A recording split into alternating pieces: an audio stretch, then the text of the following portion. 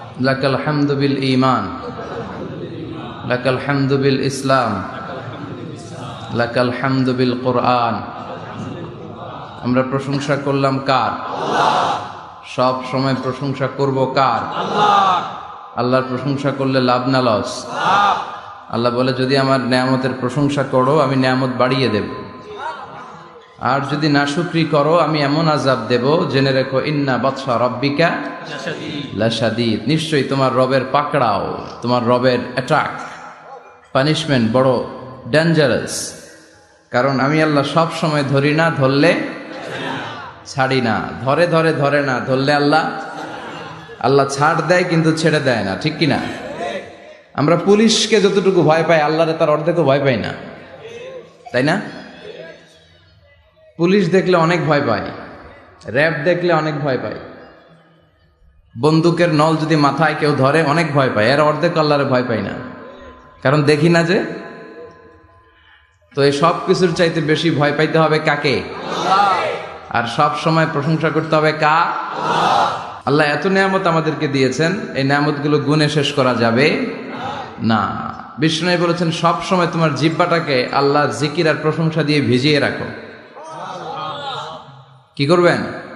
ভিজিয়ে রাখবেন। আরব বিশ্বে আমরা যখন পড়াশোনা করতাম তখন দেখতাম যে রাস্তাঘাটে বিভিন্ন জায়গায় আজকারগুলো, আল আদঈয়াতুল মাসুরা, মাসনুন দোয়াগুলো তারা লিখে রাখতো, যাতে মনের অজান্তেই তাদের চোখ ওই সাইনবোর্ডে পড়লে তারা যেন ওই দোয়াগুলো পড়তে পারে। রাস্তার মধ্যে লেখা থাকতো সুবহানাল্লাহ, আলহামদুলিল্লাহ, আল্লাহু আকবার, লা ইলাহা ইল্লাল্লাহ। আপনি উঁচু কোনো জায়গায় উঠবেন বা লিফটে দিয়ে উপরে উঠবেন, সিঁড়ি দিয়ে উপরে উঠবেন, ওঠার সময় বায়ে লেখা আল্লাহু আকবার। কারণ হাদিসে এসেছে, ইদা সাইদনা কাব্বারনা, আমরা যখন উপরের দিকে উঠতাম আমরা পড়তাম আল্লাহু আকবার। ওয়া ইদা নাযালনা সাব্বাহনা, আর যখন আমরা নিচের দিকে নামতাম আমরা পড়তাম সুবহানাল্লাহ। এজন্য হেঁটে হেঁটে কিংবা সিঁড়ি দিয়ে কিংবা লিফট দিয়ে, এলিভেটর দিয়ে আপনি যখন উপরের দিকে উঠবেন কি পড়বেন? আওয়াজ করে পড়েন, কি পড়বেন? আর নিচের দিকে নামলে কি পড়বেন? এই তাসবিহগুলো পড়ে পড়ে জিহ্বাটারে ভিজিয়ে রাখার দরকার আছে না নাই? আমরা যেন আল্লাহর জিকির আর শুকর দিয়ে আমাদের হৃদয়টাকে, জিহ্বাটাকে সিক্ত করে রাখতে পারি। আল্লাহ তুমি তৌফিক দাও। ফরজ সালাতের পরে বিশ্বনবী তাসবিহগুলো পড়তেন, আমরা পড়তে চাই না। আল্লাহ রাসূল সাল্লাল্লাহু আলাইহি ওয়াসাল্লাম সালাম ফেরানোর পরে পড়তেন আল্লাহু আকবার, 3 বার পড়তেন আস্তাগফিরুল্লাহ, আস্তাগফিরুল্লাহ, আস্তাগফিরুল্লাহ, সুবহানাল্লাহ 33 বার, আলহামদুলিল্লাহ 33 বার, আল্লাহু আকবার 33 বার, লা ইলাহা ইল্লাল্লাহু ওয়াহদাহু লা শারীকা লাহ, লাহুল মুলকু ওয়া লাহুল হামদু ওয়া হুয়া আলা কুল্লি শাইইন কাদির। আয়াতুল কুরসি পড়তেন, লম্বা লম্বা অনেক দোয়া করতেন। এগুলো আমরা করি না, আমরা ছোট্ট একটা মোনাজাতের জন্য পাগল হয়ে যাই, তাই না? আসসালামু আলাইকুম ওয়া রাহমাতুল্লাহ, আসসালামু আলাইকুম ওয়া রাহমাতুল্লাহ, আল্লাহুম্মা আমিন বিরহমাতিকা ইয়া আরহামার রাহিমিন, তাই না? আমিন ইয়া আরহামার রাহিমিন। তো হইল কিছু? তাড়াহুড়ো করবেন না, তাসবিহ পড়বেন, জিকিরগুলো পড়বেন, এগুলো আপনার অন্তরটাকে সিক্ত রাখে। ফরজ সালাতের পরে আয়াতুল কুরসি পড়তে হয়। মান কারাআ আয়াতাল কুরসি দুবুরা কুল্লি সালাতিন মাকতুবা লাম ইয়ামনাহু মিন দুখুলিল জান্নাতি ইল্লাল মাউত। প্রত্যেক ফরজ সালাতের পরে যে আয়াতুল কুরসি পড়ে তার জান্নাতে ঢোকার ব্যাপারে কোনো বাধা থাকে না একটি জিনিস ছাড়া, সেটা হলো তার মৃত্যু। লোকটা মরে না তাই জান্নাতে যায় না, মরলেই জান্নাতি। প্রত্যেক ফরজ সালাতের পরে আয়াতুল কুরসি পড়বেন তো? আর সর্বাবস্থায় বেশি বেশি করে পড়বেন আস্তাগফিরুল্লাহ। কি পড়বেন? আমার সাথে আওয়াজ করে পড়েন আস্তাগফিরুল্লাহ, আর আওয়াজ করে পড়েন আস্তাগফিরুল্লাহ। বেশি বেশি যারা ইস্তেগফার করে তাদের 5টা লাভ। আওয়াজ করে বলতে হবে, কয়টা? 5টা। নাম্বার 1, মান লাজিমাল ইস্তিগফার জাআলাল্লাহু লাহু মিন কুল্লি দীকিন মাখরাজা। যে সব সময় ইস্তেগফারের সাথে লাজিমা মানে লেগে থাকে, আঠার মতো। কিসের মতো? চুইংগাম খান না আপনারা? চুইংগাম যদি হাতের মধ্যে লাগান আঠার মতো লেগে থাকে না? বাচ্চারা আবার দুষ্টামি করে চুইংগাম খেয়ে আরেকজনের চুলের মধ্যে লাগাই দেয়, আছে না নাই? তখন সরিষার তেল দিয়ে ছুটাইতে হয়, তাই না? তো মান লাজিমাল ইস্তিগফার, যে ইস্তিগফারের সাথে আঠার মতো লেগে থাকে, সে 5টা জিনিস পায় জীবনে। চিল্লায় বলেন না, কয়টা? 1 নাম্বার, জাআলাল্লাহু লাহু মিন কুল্লি দীকিন মাখরাজা। সব বিপদ থেকে তার উদ্ধার করে কে? আল্লাহ। আমাদের জীবনে বিপদ আপদ আছে না নাই? কম না বেশি? কত বিপদ, কত ধরনের বিপদ। যে কোনো সময় দুর্ঘটনা হতে পারে, রোড অ্যাক্সিডেন্ট আছে না নাই? যে কোনো সময় গুম হয়ে যেতে পারেন, আপনারা খুঁজে পাবেন আপনার স্বজনরা। যে কোনো সময় ক্রস ফায়ারের মধ্যে পড়তে পারেন, ঠিক কিনা? যে কোনো সময় বজ্রপাতে আপনি নিহত হতে পারেন, ভূমিকম্পের মাঝখানে পড়তে পারেন, দুজন কোবাকবি লাগছে, আপনি মাঝখানে, হইতে পারে না? জাআলাল্লাহু লাহু মিন কুল্লি দিকিন মাখরাজা। এরকম সব ধরনের বিপদ থেকে তারা রক্ষা করবে কে? আল্লাহ। যদি ইস্তেগফারের সাথে আঠার মতো লেগে থাকা যায়। এই হলো নাম্বার 1। নাম্বার 2, ওমিন কুল্লি হাম্মিন ফারাজা। যে সব সময় আঠার মতো ইস্তেগফারের সাথে লেগে থাকবে, আল্লাহ তাকে দুশ্চিন্তা থেকে মুক্তি দিবেন, তার কোনো টেনশন থাকবে না। সুবহানাল্লাহ পড়েন। আমাদের জীবনে টেনশন আছে না নাই? জীবন নিয়ে টেনশন, মরণ নিয়ে টেনশন, ক্যারিয়ার নিয়ে টেনশন, বাড়ি ভাড়ার টেনশন, বিদ্যুৎ বিলের দাম বেড়ে যাচ্ছে টেনশন, ঘরের মধ্যে শান্তি নাই টেনশন, দ্রব্যের দাম বাড়তেছে, বেতন কমতেছে টেনশন, ঠিক কিনা? এই টেনশন থেকে আপনাকে মুক্ত রাখবে কে? আল্লাহ। নাম্বার 3, ওয়ায়ারযুকহু মিন হাইসু লা ইয়াহতাসিব। এমন জায়গা থেকে আল্লাহ আপনাকে রিজিকের ব্যবস্থা করবে আপনি কল্পনাই করতে পারবেন না। রিজিক দেওয়ার মালিক কে? আল্লাহ। কেউ যেটা পারে না, পারে কে? আল্লাহ। এমন জায়গা থেকে তিনি রিজিক দিবেন আপনি কল্পনাই করতে পারেন না, আপনি হিসাবই করেন না যে এখান থেকে কিছু রিজিক আমি পাবো, কিন্তু আল্লাহ ব্যবস্থা করে দিয়েছে। সুবহানাল্লাহ পড়েন। 4 নাম্বার, যতক্ষণ ইস্তেগফারের সাথে আঠার মতো লেগে থাকবেন, আল্লাহর কোনো শাস্তি আপনার উপর আসবে না। ওমা কানা আল্লাহু মুআযযিবাহুম ওয়া হুম ইস্তাগফিরুন। যতক্ষণ আপনি ইস্তেগফার করবেন, আল্লাহর আযাব আপনারে পাকড়াও করবে না। 5 নাম্বার হচ্ছে আল্লাহ আপনাকে মুস্তাজাবুদ দাওয়া বানিয়ে দিবে। মুস্তাজাবুদ দাওয়া মানে এমন ব্যক্তি, যেই ব্যক্তি দোয়া করা মাত্রই দোয়া কবুল করে কে? আল্লাহ। সবসময় ইস্তেগফার পড়তে রাজি আছেন তো? আপনারা ইমাম আহমদ ইবনে হাম্বলের নাম শুনেছেন? আমরা ইসলামে মাযহাবের প্র্যাকটিস করি, কোরআন সুন্নাহর আলোকেই আমরা করি। হানাফি, শাফিঈ, মালিকি। 4 নাম্বারটা আপনারা বলেন। হাম্বলি। হানাফি, শাফিঈ, মালিকি, তারপরে হাম্বলি। এই হাম্বলি মাযহাবের ধারক এবং বাহক ইমাম আহমদ ইবনে হাম্বল, উনি অনেক বড় যুগ শ্রেষ্ঠ মুহাদ্দিস ছিলেন। একক স্বতন্ত্র হাদিসের কিতাব হিসেবে পৃথিবী খ্যাত যে হাদিসের কিতাবটা, যেটার মধ্যে সবচাইতে বেশি সংখ্যক হাদিস আনা হয়েছে, মুসনাদ আহমদ ইবনে হাম্বল, এটার রচয়িতা উনি। সুবহানাল্লাহ পড়েন। প্রায় 40,000 হাদিসের কালেকশন ওই কিতাবের ভেতরে আছে। এই হাদিস কালেকশনের জন্য ইমাম আহমদ ইবনে হাম্বল বছরের পর বছর, যুগের পর যুগ, শহর থেকে গ্রাম, গ্রাম থেকে শহর চষে বেরিয়েছেন। ওনার শেষ জীবনটা উনি হাদিস সংগ্রহের কাজে ব্যয় করেছেন। একবার এক সফরে তিনি রাত্রিবেলা বেরোলেন। ইস্তেগফার পড়লে যে কি করে মানুষ মুস্তাজাবুদ দাওয়া হয় শুনেন। রাত্রিবেলা সফরে তিনি বেরোলেন, হাদিস সংগ্রহের সফর। পথিমধ্যে এক মসজিদে মাগরিবের নামাজ পড়লেন, এশার নামাজ পড়লেন। প্রচন্ড শীত, তিনি ভাবলেন আজকের রাতটা মসজিদেই কাটায় দেয়, ফজরের সালাত পড়ে তারপরে বেরোব। ব্যাগ থেকে কাঁথা বের করে তিনি শুয়ে পড়লেন। কিন্তু মসজিদের দারোয়ান এসে বলে, মসজিদে তো থাকা যাবে না, আপনি বের হন। ইমাম আহমদ ইবনে হাম্বল বললেন, আমি বৃদ্ধ মানুষ, প্রচন্ড শীত, কই যাব? আমি ফজরেরও মুসল্লি, ফজর নামাজ এই মসজিদে পড়বো, আমারে বাজান তুমি থাকতে দাও। দারোয়ান বলেন, নো, থাকা যাবে না, মসজিদে থাকা যাবে না, বের হন, না হলে গাঠটি সহ বের করে দেব। চিনে নাই এটা যে ইমাম আহমদ ইবনে হাম্বল, সে বুঝতে পারে নাই। তো দারোয়ানের সাথে সুবিধা করতে না পেরে ইমাম আহমদ ইবনে হাম্বল ব্যাগ নিয়ে বেরোয় গেলেন। প্রচন্ড শীত, কাঁপছেন। হঠাৎ দেখে সামনে এক বাজার, ওই বাজারে এক খাব্বাজ বসে আছে। খাব্বাজ মানে রুটি বিক্রেতা। খাব্বাজ মানে যুবক, একজন রুটি বিক্রেতা, রুটি বিক্রি করে। যে যুবককে সালাম দিলেন, আসসালামু আলাইকুম। যুবক পড়লো, আলাইকুম আসসালাম। ইমাম আহমদ ইবনে হাম্বল বলল, যুবক, আমি মুসাফির মানুষ, থাকার জায়গা নাই, প্রচন্ড শীত। এই যে তুমি চুলার মধ্যে উনুনে রুটি বানাচ্ছ, আমি যদি তোমার চুলার পাশে বসে রাতটা কাটাই, তোমার কোনো সমস্যা হবে? যুবক বলেন, নো, কোনো সমস্যা নাই। আহলান ওয়া সাহলান ওয়া মারহাবান বিক, খোশ আমদেদ, সুস্বাগতম, আসেন।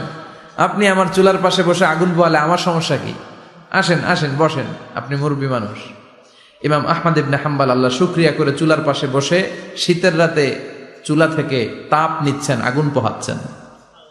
আর তিনি দেখতে লাগলেন যুবক আটা দিয়ে রুটি বানায় আর পড়ে আস্তাগফিরুল্লাহ, রুটির খামির বানায় আর পড়ে আস্তাগফিরুল্লাহ, গোল গোল করে খামির দিয়ে দলা বানিয়ে সাজিয়ে রাখে আর পড়ে আস্তাগফিরুল্লাহ, রুটি বেলুন দিয়ে বলে এটারে চুলার ভেতরে ঢুকায় আর কি পড়ে আস্তাগফিরুল্লাহ। ক্রেতা আসলে ক্রেতাকে রুটি দেয় আর পড়ে, ক্রেতার হাত থেকে টাকা নিয়ে ক্যাশ বক্সে রাখে আর কি পড়ে। ইমাম আহমদ ইবনে হাম্বল তো অবাক, ঘটনা কি?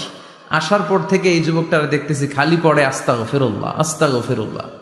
তিনি কৌতূহল বশত বললেন, যুবক, মা লাকা ইয়া শাব দাইমান তাকরাউনা আস্তাগফিরুল্লাহ, হে যুবক, তোমার ঘটনাটা কি? আসার পর থেকেই তুমি শুধু দেখতেছি পড়তেছো আস্তাগফিরুল্লাহ আস্তাগফিরুল্লাহ, কারণটা কি? যুবক বলে, আমি সবসময় ইস্তেগফারের সাথে আঠার মতো লেগে থাকি, আর লেগে থাকার কারণে এর বরকতে আল্লাহ আমাকে মুস্তাজাবুদ দাওয়া বানিয়ে দিয়েছে। মানে আল্লাহ আমাকে এমন বানিয়েছে যে আমি দোয়া করা মাত্রই আমার দোয়া কবুল করে কে? আল্লাহ।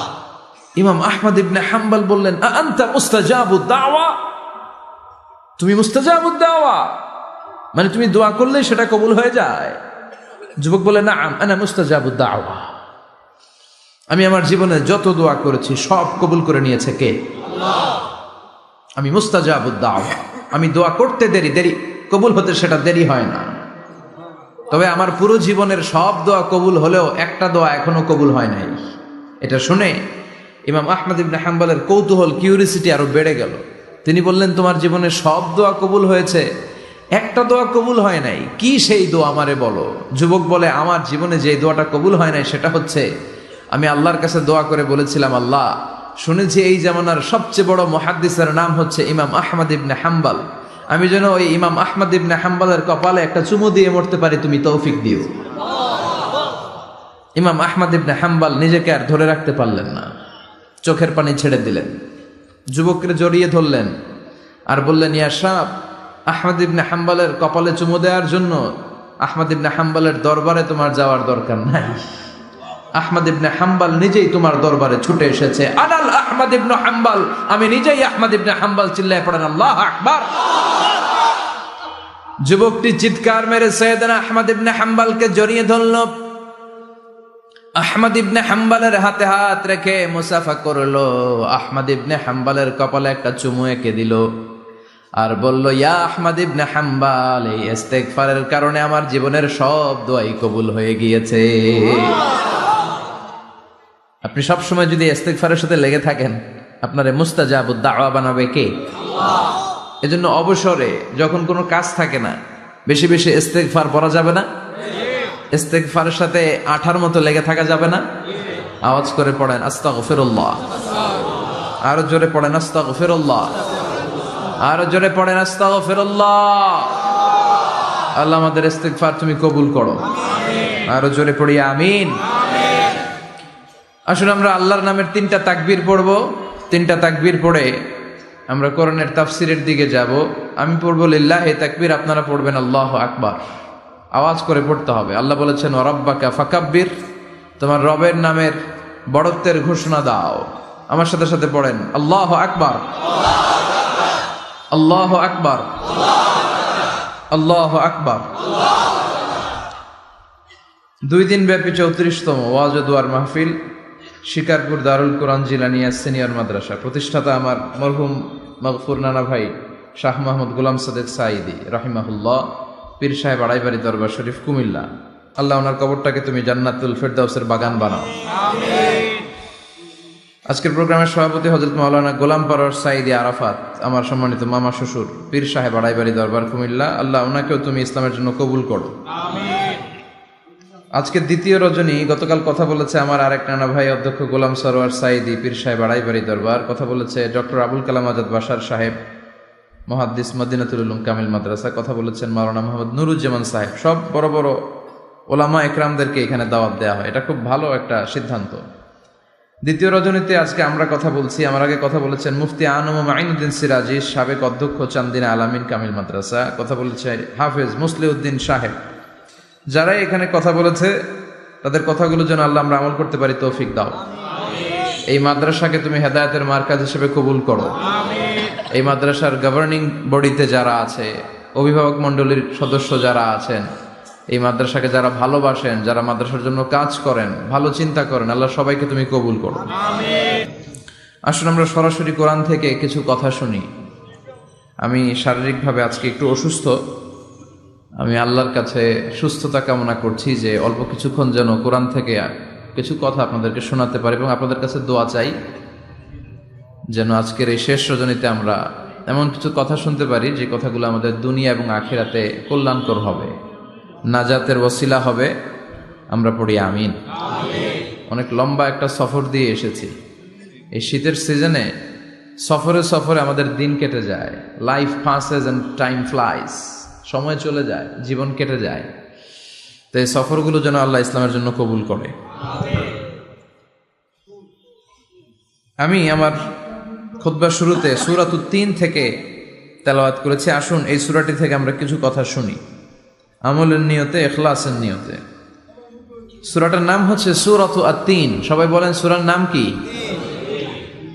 এটি মাক্কি সূরা। কি সূরা? এই সূরার আয়াত সংখ্যা ৮টি। কয়টি? আমরা জানি কোরআনের সূরাগুলো দুই ভাগে বিভক্ত, একটা মাক্কি, একটা মাদানী। সেই হিসেবে এই সূরাটি মাক্কি। এই সূরাটি কি? মাক্কি। কোরআনের চ্যাপ্টারগুলো নিয়ে মাঝে মাঝে ভাববেন যে কত ধরনের চ্যাপ্টার আল্লাহ দিলেন। সূরাকে আরবিতে বলে চ্যাপ্টার। সূরাকে আরবিতে কি বলে? তাহলে আওয়াজ করে উত্তর দেন তো, কোরআনের ভেতরে চ্যাপ্টার আছে কয়টা? 114টা। এই চ্যাপ্টারের নাম দিলেন তিনি ফলের নামে। সুবহানাল্লাহ পড়েন। তিন মানে ডুমুর ফল। তিন মানে কি? ডুমুর ফল। খেয়েছেন কখনো?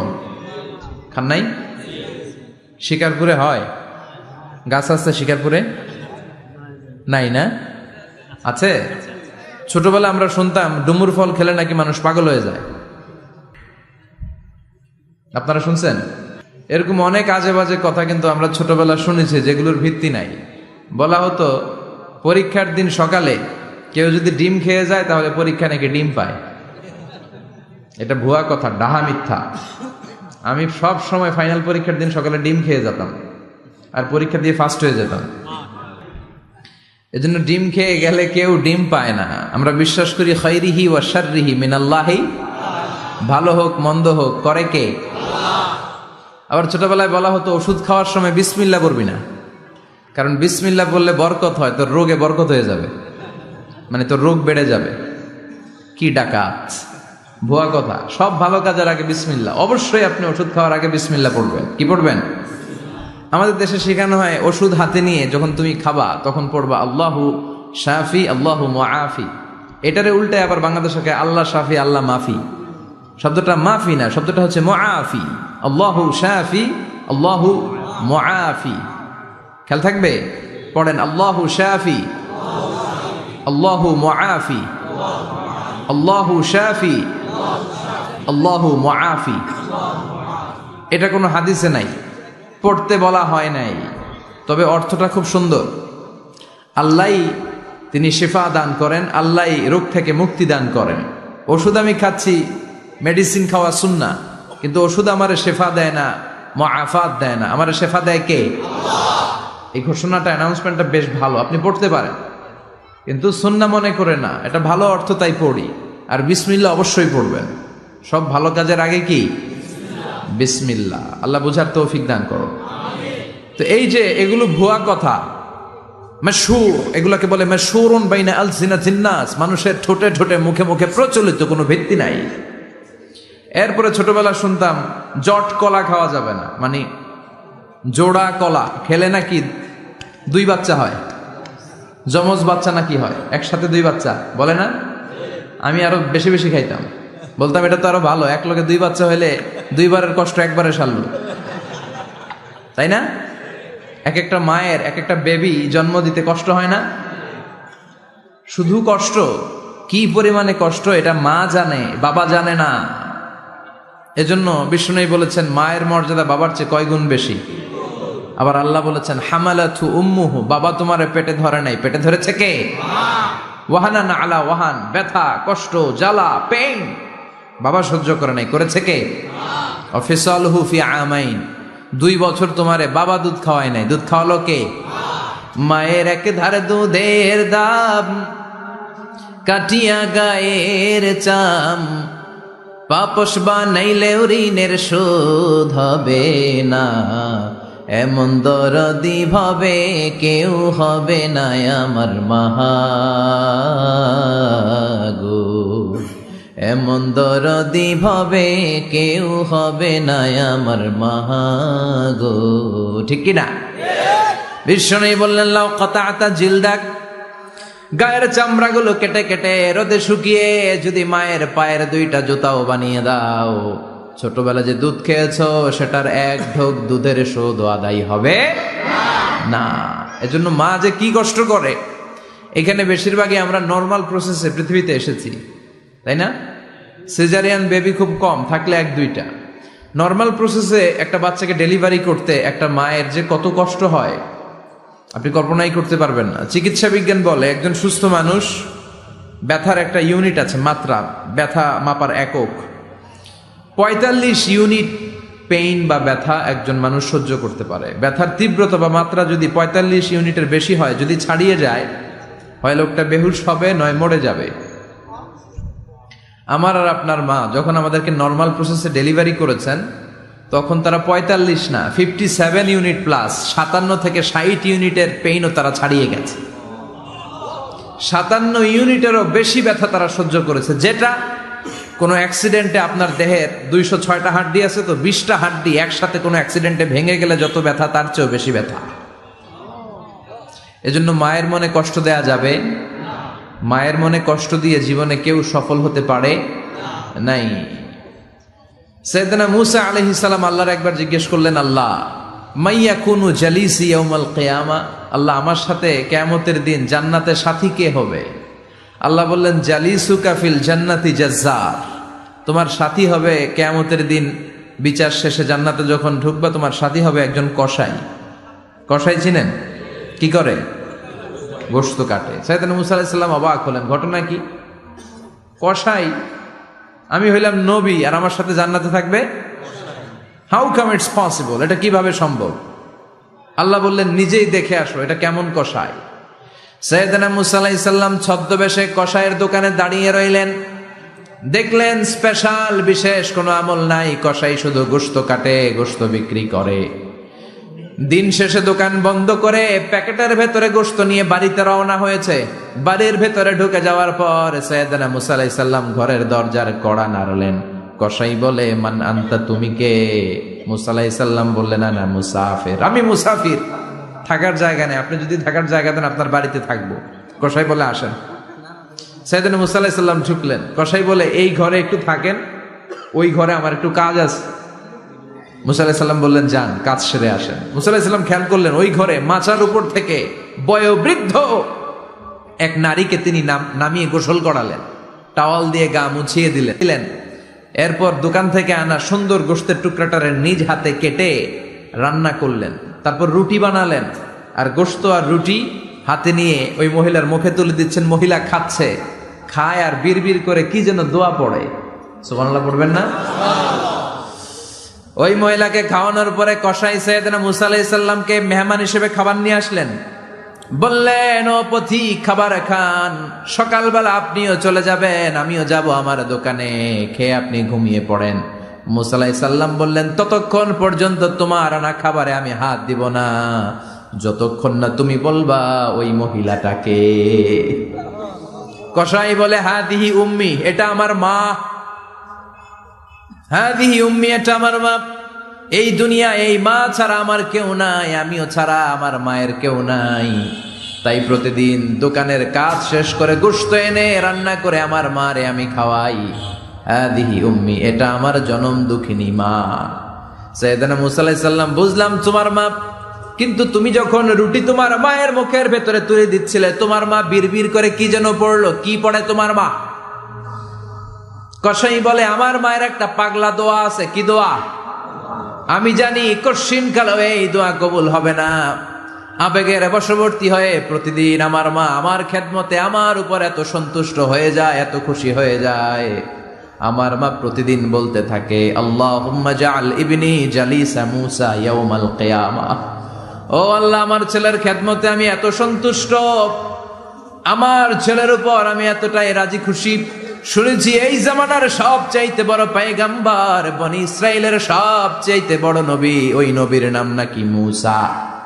ও আল্লাহ, আমি এত কিছু জানি না, এত কিছু বুঝি না, এত কিছু চাই না, তোমার দরবারে শুধু একটাই চাওয়া, একটাই ফরিয়াদ, তুমি আমার ছেলেরে কিয়ামতের দিন মূসার সাথে হাসর নসিব করে দিও। আমার ছেলে কসাই ছেলেটারে তুমি মূসার জান্নাতের সাথী বানিয়ে দিও।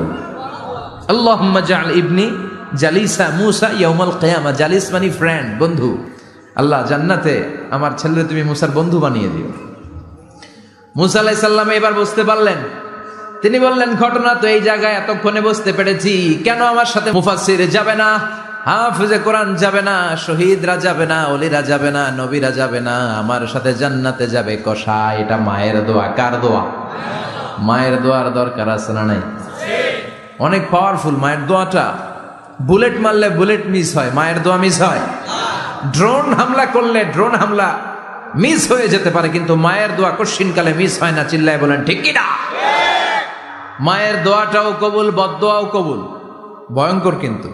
মা দোয়া করলে কবুল হয়, কিন্তু বদদোয়া করলে কবুল হয় না। এরকম হলে it was not a big deal, এটা বড় সমস্যা ছিল না। কিন্তু দোয়া করলেও যেমনি কবুল, বদদোয়াটাও কবুল। এজন্য খবর আছে না নাই? এজন্য মায়ের কাছ থেকে সবসময় দোয়া নিতে হবে। দোয়া নিতে রাজি আছেন? আমাদের সমাজে এরকম অনেক ধরনের কুসংস্কার। 2 কলা খেলে 2 বাচ্চা হয়, তাই না? আসলে কি কথাটা ঠিক? বাচ্চা একটা হবে না, 2টা হবে, ছেলে হবে না মেয়ে হবে, এটা কে দেয়? আবার অনেকের মাথার চুলের মধ্যে 2টা গিট থাকে, আছে না নাই? 2 গিট থাকলে কয় তোর 2 বিয়া, 3 গিট থাকলে 3 বিয়া, গিট নাই কয় তোর বিয়া নাই, আছে না নাই? এগুলো মুসলমান বিশ্বাস করতে পারে? মুসলমান বিশ্বাস করে একজনকে, তিনি কে? তো এই 3 ফল, এটা খেলে মানুষ পাগল হয়ে যায় না। এটা স্বাস্থ্যকর একটা খাবার। বাংলাদেশের 3 আর আরব দেশের 3-এর পার্থক্য আছে। আরব দেশের 3 খুব সুস্বাদু। তো এই 3-এর নামে আল্লাহ একটা সূরা দিলেন। সূরার নাম হচ্ছে সূরাতুত তিন। সূরার নাম? এরকম অনেক নামে আল্লাহ সূরা দিয়েছেন। খেয়াল করে দেখবেন, মানুষের নামে সূরা দিয়েছেন, সূরাতুল ইনসান, সূরাতুন নাস। আবার ইন্ডিভিজুয়াল 6 জন পুরুষ মানুষের নামে সূরা দিয়েছেন, 6 জন নবীর নামে, 1 জন ওলির নামে। সূরা হুদ, সূরা ইউসুফ, সূরা ইউনুস, সূরা মুহাম্মদ, সূরা ইব্রাহিম, সূরা নূহ, আছে না নাই? আবার সূরা লোকমান, আছে না নাই? মানুষের নামে সূরা, তাই না? তো 7 জন পুরুষের নামে সূরা, আর মাত্র 1 জন নারীর নামে আল্লাহ সূরা দিলেন। বলেন তো এই সূরাটার নাম কি? মারিয়াম। তো রেশিওটা কম হয়ে গেছে না? পুরুষ 7 জন, নারী 1 জন। নারীরা যাতে রাগ না করে, নারীদেরকে বুঝ দেওয়ার জন্য আল্লাহ সব নারীদের নামে আলাদা একটা সূরা দিলেন। সূরার নাম? তার মানে আল্লাহ নারীকে খুশি রাখতে চায়, বিশ্বনবীও নারীদেরকে খুশি রাখতে চায়। আমরা অনেকে বলে, হুজুর আপনি নারীদের পক্ষে কথা বলেন বেশি। আমি সবার পক্ষেই বলি, যার যেটা অধিকার তাকে সেটা দিতে হবে, ঠিক কিনা? নারীরা সম্মানিতা, তাদেরকে সম্মান দিতে হবে। বিশ্বনবী তাদেরকে সম্মান দিতেন। মা আয়েশাকে বিশ্বনবী সবসময় আগে সালাম দিতেন। সুবহানাল্লাহ পড়েন। খাদিজা রাদিয়াল্লাহু তাআলা আনহাকে আল্লাহ তাআলা আরশের উপর থেকে সালাম পাঠিয়েছেন। এজন্য নারীদেরকে সালাম দিবেন বেশি বেশি। ঘরে সুখ শান্তি নাই, অনেকে বলে ঘরটা নাকি জাহান্নামের টুকরা, কারণ সালাম নাই। সালাম মানে শান্তি। সালাম মানে কি? সালাম সালাম হাজার সালাম সকল শহীদ স্মরণে, আমার হৃদয় রেখে যেতে চাই তাদের স্মৃতির চরণে। পড়েন আমিন। সালাম মানি? চিল্লায় বলেন। জান্নাতীরা যখন জান্নাতে ঢুকবে, ফেরেশতারা জান্নাতীদেরকে কি বলবে? সালাম, শান্তি। Enter the paradise with peace and security. শান্তি এবং নিরাপত্তার সাথে জান্নাতে ঢুকে যান। এজন্য ঘরটারে শান্তিময় বানাতে চাইলে সালাম দিতে হবে। কি দিতে হবে? আজ থেকে স্ত্রীকে সালাম দিবেন তো ইনশাল্লাহ? পড়েন। আমার মাইকের আওয়াজ যদি বোনদের কানে যায়, মাদের কানে যায়, আপনাদেরও বলি, আপনারাও আগে আগে সালাম দিবেন। এই দৃশ্য বাচ্চারা দেখলে বাচ্চারাও সালাম শিখবে, ঠিক কিনা? মা খাদিজার ব্যাপারে আল্লাহ বলেছেন, জিব্রাইল তুমি যে খাদিজারে আমার পক্ষ থেকে সালাম দিয়ে দাও, আর খাদিজারে বলে দাও জান্নাতে খাদিজার জন্য এমন ঘর আমি প্রিপেয়ার করে রেখেছি যেই ঘরের ভিতরে কোনো নয়েজ নাই, কোনো আওয়াজ নাই, কোনো ডিস্টার্ব নাই, আছে শান্তি। সুবহানাল্লাহ। কারণ বিশ্বনবীর জন্য খাদিজা নিজের ঘরটার এরকম নয়েজহীন, কোলাহল মুক্ত, শান্তিময় করে রেখেছিলেন। বিশ্বনবী কোলাহল পূর্ণ দাওয়াতি কাজ শেষ করে যখন ঘরে যেতেন কলিজাটা ঠান্ডা হয়ে যেত। বিশ্বনবীর জন্য এমন একটা ঘর রেখেছিলেন মা খাদিজা, ওই ঘরে বিশ্বনবী যখন প্রবেশ করতেন বাইরে যত মারপিট হয়েছে, মারামারি হয়েছে, কাফেরদের যত অত্যাচার সহ্য করেছে, ঘরে ঢোকার সাথে সাথে নবী সব ভুলে যেতে। এত মায়া, শান্তি, প্রশান্তির ঘর খাদিজা বানিয়েছিল। এজন্য আল্লাহ বলেছে, জিব্রাইল খাদিজারে বলো খাদিজার জন্য এমন জান্নাত আমি রেখেছি যে জান্নাতে কোনো সাউন্ড নাই, আওয়াজ নাই, ডিস্টার্ব নাই, কোলাহল নাই, কোনো নয়েজ নাই। চিল্লায় পড়েন আল্লাহু আকবার। এজন্য মায়েরা খাদিজার জীবনী থেকে শিক্ষা, স্বামীর জন্য ঘরটারে প্রশান্তিপূর্ণ করে রাখবেন। প্রশান্তির একটা জায়গা যেন হয়। কানের কাছে এসে বেশি বেশি ঘ্যান ঘ্যান করেন না। ঘরে ঢুকলে চাল নাই, ডাল নাই, এটা লাগবে, ওইটা লাগবে, ছেলের ওইটা লাগবে। আস্তে আস্তে অনেক স্বামী হার্ট অ্যাটাক করে স্ত্রীর কারণে, জানেন ঠিক কিনা? ওই কয় ঠিক, সবাই ভুক্তভোগী, কমন পড়ে গেছে। দুই পক্ষরেই বললাম, স্বামীরাও সালাম দিবেন, স্ত্রীরাও দিবেন। সালাম মানে শান্তি, তো ঘরটারে শান্তি দিয়ে ভরে দিবে কে? আর একে অপরের প্রতি শ্রদ্ধাবোধ রাখবেন। তো নারীদেরকে খুশি করার জন্য আল্লাহ সূরা দিলেন, সূরাতুন নিসা। প্রাণীদের নামে অনেক সূরা আছে, সূরাতুল বাকারা আছে না নাই? বাকারা মানে কি? গাভী। গাভীর দুধ খাবেন। বিষ্ণু বলেছেন গরুর গোশত খেয়েও কম, দুধ খেয়েও বেশি। আলাইকুম বিআলবানিল বাকার, তোমাদের উচিত গরুর দুধ খাওয়া। ফাইন্নাহা তুরাম্মু মিনাল আশজার, কেননা গরুর দুধ এটা হচ্ছে সবুজ ঘাস আর পাতার নির্যাস। ফি লাবানিহা শিফা, গরুর দুধে আছে শিফা। ও ফি লুহুমিহা দা, গরুর গোশতে আছে রোগ। গোশতে আছে কি? গরুর গোশত খাইলে রোগ বাড়ে না? অনেক ডাক্তার আছে এরা সিরিয়াল নেয় না, যারা গরুর গোশত খায় বেশি। বলে লাল মাংস যারা খাবে এরা যেন আবার সিরিয়াল না দেয়, আছে না নাই? বিশ্বনবীর খাবারের তালিকায় দুধ ছিল। বিশ্বনবী বলতেন বেশি বেশি দুধ খেও। এবং বিশ্বনবী বলেছেন মায়েরা যেন তাদের বাচ্চাদেরকে দুধ খাওয়ায়। মায়ের বুকে প্রথম যে দুধটা সেটাকে বলে শাল দুধ। এটা বাচ্চার জীবনের প্রথম প্রাকৃতিক টিকা। সুবহানাল্লাহ পড়েন। আমরা কত টাকা দিয়ে দামি দামি টিকা দেই, কিন্তু প্রথম টিকাটা আল্লাহ ফ্রি দিয়েছেন। সুবহানাল্লাহ পড়েন। বাকারার নামে সূরা দিলেন, আনকাবুত মাকড়সার নামে সূরা দিলেন, নাহাল মৌমাছির নামে সূরা, নামাল পিঁপড়ার নামে সূরা। সুবহানাল্লাহ পড়েন। এইভাবে আপনি খুঁজলে কোরআনের চ্যাপ্টারগুলো যে কত সুন্দর সুন্দর নাম দিয়ে আল্লাহ দিয়েছেন, তার এই ধারাবাহিকতায় আজকের সূরাটির নাম দিয়েছেন আল্লাহ একটা ফলের নামে। কিসের নামে? 3 ফলের নামে। সূরার নাম কি? সাইয়েদনা বারা ইবনে আযিব রাদিয়াল্লাহু তাআলা আনহু বর্ণনা করেন, বুখারীর বর্ণনা। তিনি বলেন সামি'তু রাসূলুল্লাহ ইয়াকরাউ সূরাতাত তিন ফি সালাতিল ইশা। আমি বারা ইবনে আযিব রাদিয়াল্লাহু তাআলা আনহু এশার নামাজে বিশ্বনবীকে সূরাতুত তিন তেলাওয়াত করতে শুনেছি। কোন নামাজে? কোন সূরা পড়তেন? কোন নামাজে? কোন সূরা? মনে থাকবে? পড়বেন তো? তিনি বলেছেন এশার নামাজে আমি বিশ্বনবীকে সূরাতুত তিন তেলাওয়াত করতে শুনেছি। ফামা সামি'তু আহসানা সাউতিন মিন সাউতি রাসূলিল্লাহ, আল্লাহ রাসূলের কণ্ঠের চাইতে এত মধুর কণ্ঠ আমার জীবনে শুনি নাই। বিশ্বনবী যখন তেলাওয়াত করতেন সাহাবাদের কলিজা ঠান্ডা হয়ে যেত। সাহাবারা মাঝে মাঝে খাবার না পেলে, ঘরে খাদ্য না থাকলে বিশ্বনবীর কাছে চলে আসতেন। এসে বিশ্বনবীর চেহারার দিকে তাকায় থাকতেন, ওনার কণ্ঠে তেলাওয়াত শুনতেন। বিশ্বনবীর তেলাওয়াত শুনলে চেহারার দিকে তাকায় থাকলে ক্ষুধার কথা তারা ভুলে যেতেন। কি কণ্ঠ ছিল বিশ্বনবী! অনেকে বলে সাইয়েদনা দাউদ আলাইহিস সালামের কণ্ঠ ছিল অনেক চমৎকার, এটা ঠিক, কিন্তু বিশ্বনবীর চাইতে বেশি সুন্দর না। আকাবা উপসাগরের তীরে বসে সাইয়েদনা দাউদ যখন তেলাওয়াত করতেন, সাগরের মাছগুলো সাগর ছেড়ে ডাঙ্গায় চলে আসতো, বনের পশু বন ছেড়ে বাইরে আসতো, আকাশের পাখি আকাশ ছেড়ে দিয়ে নিচে নেমে আসতো। কিন্তু বিশ্বনবীর কণ্ঠটা এর চেয়েও বেশি সুন্দর ছিল। সুবহানাল্লাহ পড়ে। বিশ্বনবী সারাদিন যে কোরআনের আয়াতগুলো নাজিল হয়েছে, প্রত্যেক রাত্রে এশার নামাজের পর ঘরের মধ্যে বসে বসে আয়াতগুলো তেলাওয়াত করতেন। আর মক্কার আবু জাহেল, উতবা, সাইবা, ওয়ালিদ ইবনে মুগীরা সবাই লুকিয়ে লুকিয়ে তেলাওয়াত শোনার জন্য বাড়ির চিপায় চলে আসতো। আবু জাহেল, উতবা, সাইবা এটা কি বিশ্বনবীর পক্ষের লোক না বিপক্ষের? বিপক্ষের লোক হয়েও নবীর কণ্ঠের তেলাওয়াত শোনার জন্য পাগল। তাইলে কণ্ঠটা কি নরমাল কণ্ঠ ছিল? যেন তেন কণ্ঠ ছিল। আবু জাহেল ছিল মক্কা শহরের প্রেসিডেন্ট। সে ঘোষণা দিয়ে দিত, কেউ মুহাম্মাদের কণ্ঠের তেলাওয়াত শুনবা না, শুনতে যেতে পারবা না। সবাইকে নিষেধ করে রাত্রিবেলা চোরের মতো নিজেই যাইতো। সুবহানাল্লাহ পড়েন। হজের মৌসুমে আবু জাহেল ঘোষণা দিয়ে দিল, খবরদার, মক্কায় ঢুকার যতগুলো গেট আছে সবগুলো গেটে তোরা দাঁড়ায় থাকবি। হাজিদেরকে বলবি মক্কায় নতুন একটা পাগল এসেছে, তার কথা যারা শুনে তারাও পাগল হয়ে যায়। নাউজুবিল্লাহ পড়েন। তার কর্মী বাহিনী হজের মৌসুমে বিভিন্ন গেটে পাঠায় দিল। মক্কায় ঢুকার হাজিদের যত গেট, বিভিন্ন দেশ থেকে হাজিরা আসবে, কর্মীদেরকে বলে দিল তোরা বলবি এই এলাকায় নতুন এক পাগলের আমদানি হয়েছে, নাম মুহাম্মদ। পড়েন নাউজুবিল্লাহ। যারাই এই মুহাম্মাদের কণ্ঠের তেলাওয়াত শুনে তারাও পাগল হয়ে যায়।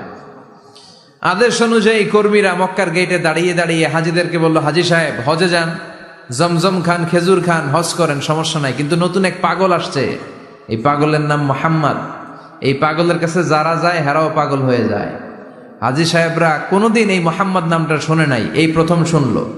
শুই নাই মনে মনে কয়, যেদিকে যাব আর নাই যাব, আগে মুহাম্মাদের কাছে যাব। সবার আগে কার কাছে যাব? কারণ মানুষের একটা অভ্যাস হচ্ছে, আল ইনসানু হারিসুন আলা মা মুনিয়া, মানুষের যেটা করতে নিষেধ করা হয় বেশি ওইটা মানুষ করে বেশি। মনে মনে হাজিরা বলে, তোমরা নিষেধ করছো তো অবশ্যই যাব, দেখি এই মুহাম্মদটা কে। তার মানে আমাদের বিরুদ্ধে অপপ্রচার করলে এটা আমার পক্ষের প্রচার হয়ে যায়। সুবহানাল্লাহ পড়েন। ইসলামের বিরুদ্ধে অপপ্রচার করলে এটা কি হয়ে যায়? প্রচার হয়ে যায়। ইউরোপ আমেরিকাতে ইসলামের নামে ট্যাগ লাগায় এক্সট্রিমিস্ট, জঙ্গি। আমরা নাকি জঙ্গি, আমরা নাকি এক্সট্রিমিস্ট। তো যারা সিভিলিয়ান আছে, খ্রিস্টিয়ান সিভিলিয়ান, ইউরোপ আমেরিকার সাধারণ জনগণ, তারা ভাবে ঘটনা নাকি মুসলমানদের বিরুদ্ধে এত কথা কেন? তারা ইসলাম নিয়ে গুগলে সার্চ করে, বিভিন্ন বই পড়ে, কোরআনের ইংলিশ ট্রান্সলেশন পড়ে। আগে তারা ইসলাম সম্পর্কে জানতো না, কিন্তু সবাই যখন বলা শুরু করছে জঙ্গি জঙ্গি জঙ্গি, ইসলাম মানে জঙ্গি, তখন তারা ইসলাম সম্পর্কে পড়তে শুরু করে দিয়েছে। পড়তে পড়তে ইসলামের সুন্দর বাণীগুলো পড়ে ওদের হৃদয় ঠান্ডা হয়ে যায়। যাদের নসিব ভালো, অনেকে কালিমা পড়ে মুসলমান হয়ে যায়। ইউরোপ আমেরিকাতে মুসলমানের সংখ্যা দিন দিন বাড়ছে। মাঝে মাঝে পত্র পত্রিকায় দেখবেন যে কনভার্টেড মুসলমান, ও মুসলমান, ও মুসলমান। ধারণা করা হচ্ছে 2070 সালের মধ্যে ইউরোপ আর আমেরিকায় মুসলমান হয়ে যাবে সংখ্যাগরিষ্ঠ। খ্রিস্টানদের ছাড়িয়ে মুসলমানদের সংখ্যা ইউরোপ আমেরিকায় বেড়ে যাবে। সুবহানাল্লাহ পড়েন। সেই দিন বেশি দূরে নয় যেদিন কালেমার পতাকা হোয়াইট হাউসের উপরে শোভা পাবে। ঘোষণাটা কার? চিল্লায় বলেন, ওয়াদাটা কার? আবু জাহেল ঘোষণা দিয়েছে কেউ যেতে পারবে না, কিন্তু লুকিয়ে লুকিয়ে নিজেই যায়। একটা নির্ধারিত সময়ে বিশ্বনবী তেলাওয়াত করতেন, আর ওই তেলাওয়াতের সময় আবু জাহেল, উতবা, সাইবা, ওয়ালিদ ইবনে মুগীরা সবাই লুকিয়ে লুকিয়ে বিশ্বনবীর ঘরের চারদিকে কান পেতে মধুর কণ্ঠের তেলাওয়াত শুনতো। ফ্রি ফ্রি আরামসে শুনতো এই তেলাওয়াত। বিশ্বনবীর তেলাওয়াত যখন শেষ হয়ে যেত, এরা ভাগলপুর দিত দৌড়। ফিরে যাওয়ার রাস্তা থাকতো একটা, কয়টা? দেখা হয়ে যেত। একজন আরেকজনকে দোষারোপ করতো। আবু জাহেল বলতো, কিরে তোর আসলি কেন? ওরা বলে, তুই এলি কেন? দিনের বেলা ভাষণ দেশ মোহাম্মদের বিরুদ্ধে, রাত্রেবেলা চোরের মতো তুই আসিস কেন? একে অপরকে দোষারোপ করে। আবু জাহেল বলে, ঠিক আছে, কাল থেকে আমিও আসবো না, তোরাও আসবি না। চল আমরা শপথ নেই যে কেউ আসবো না। দস্তখত দে, সিগনেচার দে, যেই আসবে তার মাথার চুল কামিয়ে আলকাতরা মেখে মক্কার বাজারে ঘুরিয়ে ঘুরিয়ে অপমান করা হবে। সবাই রাজি। আবু জাহেল বলে, দে, রাজি হইলে সিগনেচার দে। সবাইকে আবু জাহেল্লা, তুই নেতা, তুই আগে দে। আবু জাহেল 1 number, number 2 Utba, number 3 Saiba, সবাই সিগনেচার। কালকে কেউ যাবে না, কেউ যাবে না। দিন গড়িয়ে রাত আসে। বিশ্বনবীর যখন তেলাওয়াত করার টাইম, ওই টাইমে আবু জাহেলের তেলাওয়াত শোনার প্যারা উঠছে। যারা সিরিয়াল দেখে, সিরিয়াল দেখার প্যারা আছে না একটা, 9টায় সিরিয়াল শুরু হবে, 8:30 থেকে প্যারা ওঠে। কথা কন, আমার সিরিয়াল শেষ হয়ে গেল, সব কাজ বাদ দে, তাড়াতাড়ি টিভির সামনে বস। আছে না নাই? আবু জাহেলেরও প্যারা উঠছে, তেলাওয়াত শোনার প্যারা, টসিং এন্ড টার্নিং, বিছানায় এপাশ ওপাশ করে আর মনে মনে ভাবে, হায় রে আর তো সময় নাই, এই তো শুরু হয়ে যাবে একটু পরে মোহাম্মদের তেলাওয়াত, না গেলে তো বড্ড মিস হয়ে যাবে, যাই। আজকে যেরকম দস্তখত নিছি আর ধমক দিছি, কেউ যাবে না, আমি নিশ্চিত কেউ যাবে না, আমি একটু যাই। উতবা, সাইবা, ওয়ালিদ ইবনে মুগীরা প্রত্যেকেই প্রত্যেকের ঘর থেকে এই একই কথা ভাবছে যে আজকে তো যেই থ্রেড দিছে আবু জাহিল্লায়, আজকে কেউ যাবে না, আমি একটু যাই। সুবহানাল্লাহ পড়ুন। আজকেও সবগুলো যে হাজির, বিশ্বনবী মন্ত্রমুগ্ধ করা সুরের ঝংকার তুলে তেলাওয়াত করছেন, আর সবগুলো মন্ত্রে মুগ্ধের মতো তেলাওয়াত শুনছে। বিশ্বনবীর তেলাওয়াত শেষ, সব দিছে দৌড়। ফিরে যাওয়ার রাস্তা কয়টা? আজকেও দেখা। আবু জাহিল্লা কয়, কিরে তোরা আইলি কেন?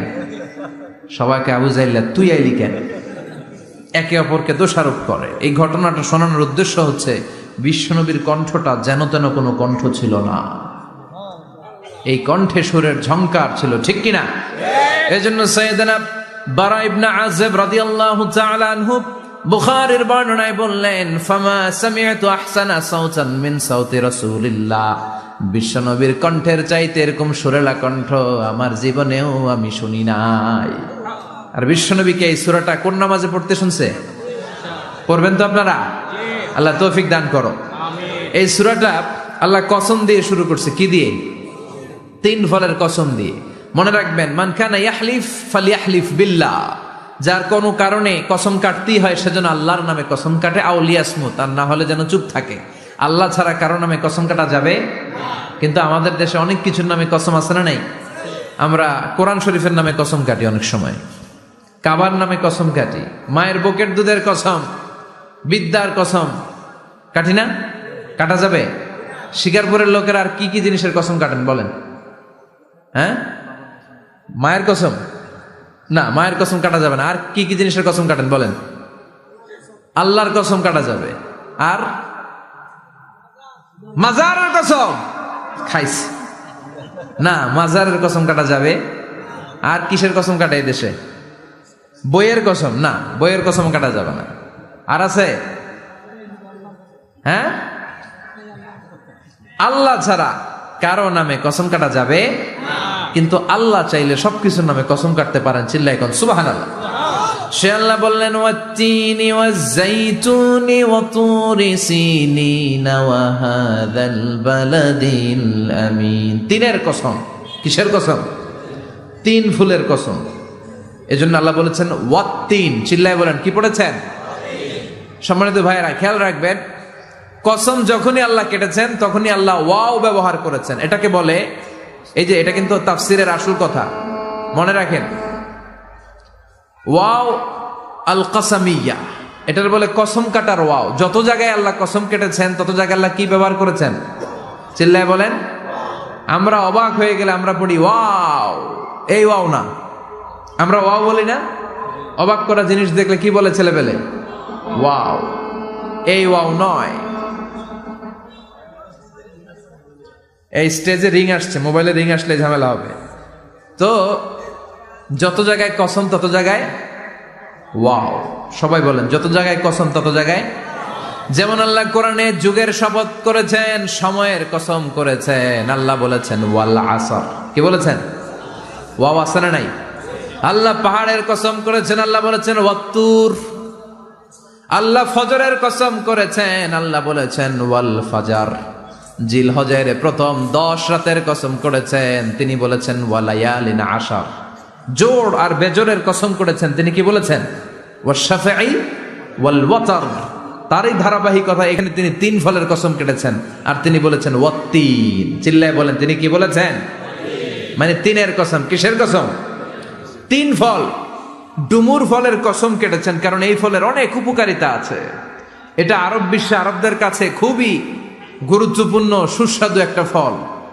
কালো ডুমুর হয়, সাদা ডুমুর হয়। এই ডুমুর ফল খেলে ডায়াবেটিক্স রোগীদের অনেক উপকার হয়। ডায়াবেটিক্স আমাদের জাতীয় রোগ না? ডায়াবেটিক্স আছে কার কার? অনেকের আছে না? এই ডায়াবেটিক্স আল্লাহ ভালো করে দিবে। কি খাবেন? ডুমুর ফল খাবেন। অনেক নারীদের ইররেগুলার মেনস্ট্রুয়েশনাল পিরিয়ড হয়, অনিয়মিত অনিয়ন্ত্রিত মাসিক। এই ডুমুর ফলের সেদ্ধ করা পানি যদি খায় তাদের মাসিক নিয়মিত হয়ে যাবে। এটার মধ্যে অনেক স্ট্রেংথ এন্ড স্ট্যামিনা আছে। আর এই ফলটা জান্নাতি ফল। কি ফল? এটা জান্নাতি ফল। এই 3 গাছটা জান্নাতের গাছ। সাইয়েদনা আদম আলাইহিস সালামকে আল্লাহ বললেন, ওয়ালা তাকরাবা হাযিহি আশ-শাজারাতা ফাতাকুনা মিনাজ যালিমিন। ও আদম, তুমি আর হাওয়া মিলে জান্নাতে ঘুরো, জান্নাতে খাওয়া দাওয়া করো, যা মনে চায় করো, কিন্তু একটা নিষিদ্ধ গাছ আছে, ওই গাছের কাছে যাওয়া যাবে না। কার কথা? সব খাও, সব করো, কিন্তু নিষিদ্ধ গাছের কাছে যাওয়া যাবে না। আদম আলাইহিস সালাম শয়তানের ওয়াসওয়াসায় পড়ে ওই গাছের ফলই খেয়ে ফেললেন। ওয়ালাকাদ আহিদনা ইলা আদামা মিন ক্বাবলু ফানাসিয়া ওয়া লাম নাজিদ লাহু আজমা। আমি আদমকে স্পেশাল একটা অর্ডার করেছি, ওই অর্ডার আদম রক্ষা করতে পারে নাই। পারবে কেমন? আদম তো ভুলে গেছে। আদম আলাইহিস সালাম কি করছে? ভুলে গেছে। ভুল করে তিনি খেয়ে ফেললেন। শয়তানের ওয়াসওয়াসায় পড়ে শুধু আদমই খান নাই, হাওয়াও খেলেন আলাইহিমাস সালাম। খাওয়ার সাথে সাথে ওনাদের জান্নাতের পোশাকগুলো খুলতে আরম্ভ করলো, নেকেড হতে শুরু করলেন। আদম আর হাওয়া দুইজনই কি হতে শুরু করলেন? উলঙ্গ হতে শুরু করলেন। গায়ের মধ্যে আর জামা নাই। সম্মানিত ভাইয়েরা, এখানে শিক্ষণীয় যে বিষয়টা সেটা হচ্ছে শয়তানের কাজ, শয়তানের মিশন জান্নাতেও যেটা ছিল দুনিয়াতেও এটা। শয়তানের মিশন হচ্ছে আদম জাত, বনি আদমের দেহ থেকে কেমন করে কাপড় খোলা যায়, নারীদেরকে কেমন করে উলঙ্গ করা যায়। জান্নাতে যেমনি আদম আর হাওয়া আলাইহিস সালামের কাপড় শয়তান খুলেছে, দুনিয়াতেও শয়তান আমাদেরকে অশ্লীল বানাতে চায়। চিল্লায় বলেন ঠিক কিনা? এজন্য আমার মায়েরা, আমার বোনেরা, যাদের কানে আমার মাইকের আওয়াজ যায়, খবরদার, শয়তানের এই ওয়াসওয়াসায় ফাঁদে পা দেয়া যাবে না। শয়তান চেয়েছে জান্নাতে কেমন করে মা হাওয়ার কাপড় খুলে ফেলা যায়, দুনিয়াতেও শয়তান চায় কেমন করে আপনাদেরকে নেকেড বানানো যায়। ঠিক কিনা? বাংলাদেশে নারীদের কাপড় এখন দেহের মধ্যে বাড়ছে নাকি কমছে? আছি আমরা এখন জামানায়, লাজ শরম গেছে হারায়। ঠিক কিনা? পাতলা শাড়ির বাহার, পাখি ড্রেস, লেহেঙ্গা পোশাক দেখে নারীর লাজে মরে যাই। হাই হাই, আছি আমরা এখন জামানায়, লাজ শরম গেছে হারায়। ঠিক কিনা? পোশাক আশাক নারীদের খাটো হতে শুরু করেছে। এটা শয়তানের মিশন। এজন্য মায়েরা, বোনেরা, খবরদার, পোশাককে ছোট করবেন না, খাটো করবেন না। হেজাব পরবেন। এই হেজাবকে ফরজ করেছে কে? এই হেজাব আপনার অধিকার। আপনার অধিকার আপনি বুঝে নেন। হেজাব আপনার অহংকার। এই হেজাব হচ্ছে আপনার আভিজাত্যের প্রতীক। চিল্লায় বলেন ঠিক কিনা? নারী অধিকারের যারা কথা বলে, নারী আন্দোলনের কথা যারা বলে, তাদের কথায় কান দিবেন না। এরা বক্তব্যের মঞ্চে উঠে নারীর অধিকারের কথা বলে, কিন্তু তাদের ঘরেই নারীরা বেশি নির্যাতিতা। তাদের ঘরের কাজের মেয়েগুলাই বেশি নির্যাতিতা। চিল্লায় কোন ঠিক কিনা? তারাই লোহা গরম করে কাজের মেয়েগুলোর পিঠে ছ্যাঁক দেয়। তারাই সুযোগ পেলে ধর্ষণে সেঞ্চুরি করতে দ্বিধাবোধ করে না। চিল্লায় কোন ঠিক কিনা? শয়তানের মিশন জান্নাতে ছিল যেটা, দুনিয়াতেও এটা। পোশাক কি করে আলাদা করা যায়? এই জন্য হেজাব যেন আমরা ভুলে না যাই। হেজাব আপনার আভিজাত্যের প্রতীক, আপনার সৌন্দর্য, আপনার সম্ভ্রম, আপনার স্ট্যাটাস তো আপনার হেজাবের মধ্যে শোভা পায়। ঠিক কিনা? কিন্তু দিনকে দিন পোশাক ছোট হতে শুরু করেছে। নতুন নতুন অনেক পোশাক বেরোয় নারীদের। কি পোশাক আছে বলেন তো একটা? হ্যাঁ, পাখি। আর কি আছে? লেহেঙ্গা আর কিরণমালা। আর এগুলো পড়বেন না, হেজাব পড়বেন। হেজাবে একটা নারীকে যত সুন্দর, রূপবতী, গুণবতী, সুস্নিগ্ধা লাগে, অন্য কোনো পোশাকে লাগে? আল্লাহ আমাদেরকে বোঝার তৌফিক দান করুন। সাইয়েদনা আদম আলাইহিস সালাম, হাওয়া আলাইহিস সালাম জান্নাতের ভেতরে যখন উলঙ্গ হয়ে গেল, লজ্জাস্থান ঢাকার জন্য জান্নাতের বিভিন্ন গাছের দিকে দৌড়ায়। দৌড়িয়ে দৌড়িয়ে যেই গাছের পাতা দিয়ে তারা সেদিন লজ্জাস্থান ঢেকেছিল, ওই গাছের নাম ছিল তিন গাছ। কি গাছ? ওই তিনের কসম কোরআনে কেটেছে কে?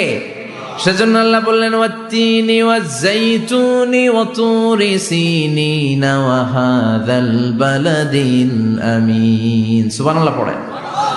তিনের কসম, জাইতুনের কসম। জাইতুন মানে জলপাই, আওয়াজ করে বলতে হবে। জাইতুন অর্থ খাইছেন? জলপাইয়ের আচার খাই না আমরা? জাইতুন মানে জলপাই, ইংরেজিতে বলে অলিভ। তবে আমাদের জলপাই আর আরব দেশের জলপাই একটু গুণগত পার্থক্য আছে। আরব দেশের জলপাই একটু ছোট হয়, আমাদের গুলা সাইজে বড় হয়। আরব দেশের জলপাই একসাথে অনেকগুলা খাওয়া যায়, আর আমাদের দেশের জলপাই আবার 2-3টার বেশি খাওয়া যায় না, অনেক টক না। এই 7টা জলপাই আর একটা 3, এই মিক্স রেশিওতে যদি আপনি রেগুলার খান, আপনার বার্ধক্য রোধ হবে, আপনার স্বাস্থ্য ভালো থাকবে। আলহামদুলিল্লাহ পড়েন। এই জাইতুন গাছগুলো আরব দেশে হিল ট্রাক্টস, পাহাড়ি এরিয়াতে হয়, 100 বছর বেঁচে থাকে। বিষ্ণু বলেছেন কুলু জাইতা ওয়াদাহিনু ফাইন্নাহা মিন শাজারাতিন মুবারাকা। বিষ্ণু বললেন জাইতুনের তেল খাও, জাইতুনের তেল গায়ের মধ্যে দাও, জাইতুনের তেল মালিশ করো, জাইতুনের ভেতরে বরকত ঢুকায় দিয়েছে কে? জাইতুনের তেল দাড়িতে চুলে মালিশ করলে দাড়ি চুল সহজে পাকে না। বিশ্বনবী সব সময় দাড়িতে চুলে জাইতুন মাখতেন। আমি নিজেও মাখি প্রতিদিন, আপনারাও মাখবেন। বাজারে পাওয়া যায়, যে বলবেন অলিভ অয়েল, কি বলবেন? অলিভ অয়েল বললে আপনাকে দিবে। স্পেনের, মেড ইন স্পেন, এদের অলিভ অয়েল ভালো। ফিলিস্তিনের যে অরিজিনাল অলিভ অয়েল, এটা ভালো, এটা খাওয়া যায়। তাম্বুতু বিদ্দুহুনি ওয়া সিবগিল্লিল আকিলিন, এটার অনেক কাজ, খাওয়াও যায়, মালিশও করা যায়, জাইতুনের ডাল ভেঙে মেসওয়াকও করা যায়। সুবহানাল্লাহ পড়েন। বিষ্ণু বললেন নি'মাস সিওয়াকি আয-জাইতুন, জাইতুনের মেসওয়াক কতই না ভালো। ফাইন্নাহা সিওয়াকি ওয়া সিওয়াকুল আমবিয়াই মিন ক্বাবলি, কেননা আমি বিশ্বনবী নিজে জাইতুনের ডাল ভেঙে মেসওয়াক করি, আমার আগে লক্ষাধিক নবীরা সবাই জাইতুনের ডাল দিয়ে মেসওয়াক করেছে। সুবহানাল্লাহ পড়েন। আপনার দেহের ব্যাড কোলেস্টেরলের লেভেল কমে যাবে যদি জাইতুন আপনি খান। দাড়িতে মাখবেন, চুলে মাখবেন, আবার সালাদের মধ্যেও জাইতুনের তেল দিয়ে খাওয়া যায় যদি এক্সট্রা ভার্জিন হয়। লেস দেন 1% অ্যাসিড দিয়ে এটাকে পিউরিফাইং করলে এটার বলে এক্সট্রা ভার্জিন। এরপর আরেকটা আছে ভার্জিন, 2% অ্যাসিড দিয়ে পিউরিফাইং করে। 3-4-5% অ্যাসিড দিয়ে পিউরিফাইং করলে ওটার বলে রিফাইন্ড পিওর, ওটা গায়ে মালিশ করবেন, বরকত আছে না নাই? এজন্য এই দুইটার কসম কোরআনে কেটেছে কে? এরপরে রব্বুল আলামিন বলেন ওয়া তুরি সিনিন,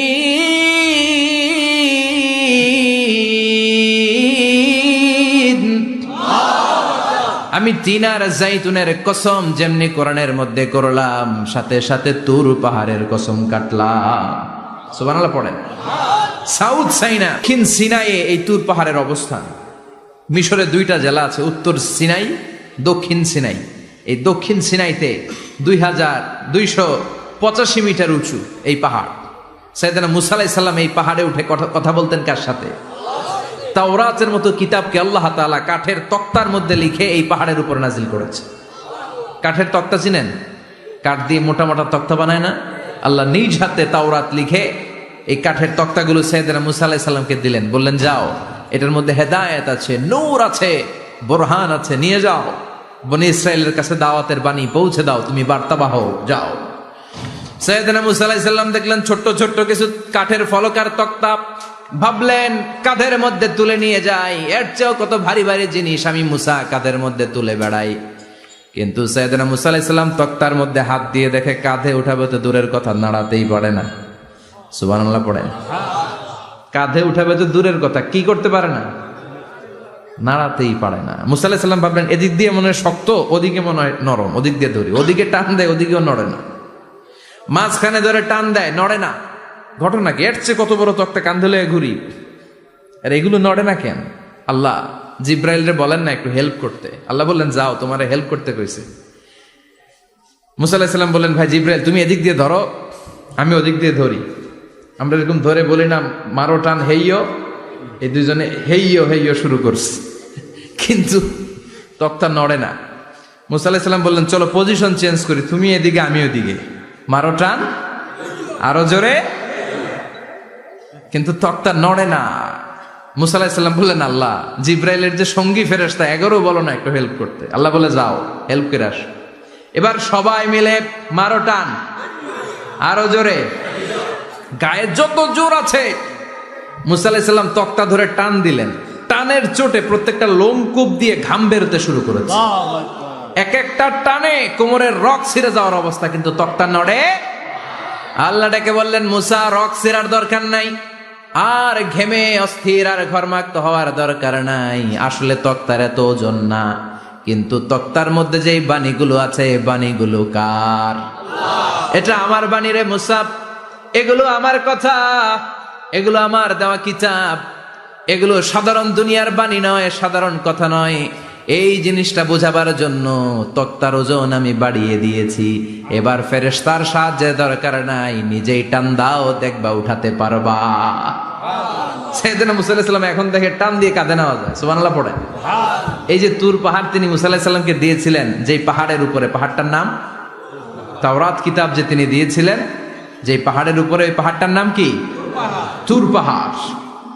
বিশ্বনবী মেরাজে যখন গিয়েছিলেন, সাইয়েদনা জিবরাইল এই তুর পাহাড়ে বিশ্বনবীকে নামিয়ে বললেন, অন্ধকার, ইয়া রাসূলুল্লাহ উদউ আল্লাহ, আল্লাহর কাছে দোয়া করেন। বিশ্বনবী বললেন, জিবরাইল দোয়া করলাম, কিন্তু কোন জায়গায়, কোন পাহাড়ের উপরে আমারে নামালা? আমি তো এলাকা চিনি না, পাহাড় চিনি না, কোন পাহাড় এটা? সাইয়েদনা জিবরাইল বললেন, নবী হাদিহি জাবালু মুসা তুরে সাইনা, এটা আপনার ভাই মুসার পাহাড়, তুর পাহাড়। সুবহানাল্লাহ। এটার চূড়ায় বিশ্বনবী দোয়া করেছেন। এবং ইয়াজুজ মাজুজের আক্রমণ থেকে বাঁচার জন্য ঈসা আলাইহিস সালাম কিয়ামতের আগে সব মুমিন বান্দাদেরকে নিয়ে তুর পাহাড়ের উপরে উঠবে। সুবহানাল্লাহ পড়েন। আমি নিজেই তুর পাহাড়ের উপরে উঠছি 2 বার জীবনে। আমি মিশরে ছিলাম, তো ওখানে আমি শিক্ষা সফরে 2 বার আমরা প্রায় তুরে সাইনাতে সফর করতাম। ঠান্ডা একটা এলাকা, মিশরে, পুরো মিশরে গরম, ওদিকে ঠান্ডা। 3 ধর্মের লোকদের জন্য এটা একটা তীর্থস্থান, সবাই যায়। ইহুদিরা যায়, খ্রিস্টানরা যায়, আমরাও যেতাম। মাঝরাতে তুর পাহাড়ে উঠতে হয়, ফজরের সময় পৌঁছতে হয়, আবার 7টা-8টার দিকে ব্যাক করতে হয়। 10টা-11টার পরে সূর্যের তাপে পাথরের পাহাড় এত গরম হয়, ওখানে কোনো মানুষ দাঁড়িয়ে থাকতে পারে না। আমরা উঠতেছি কাঁধের মধ্যে ব্যাগ নিয়ে, খ্রিস্টানরা উঠতেছে, ইহুদিরাও উঠতেছে। ওটার উপরে খ্রিস্টানদের একটা চার্চ আছে, গির্জা। ইহুদিদের আছে একটা ছোট্ট সিনাগগ। ইহুদিরা যে জায়গায় নামাজ পড়ে ওটারে কি বলে? সিনাগগ।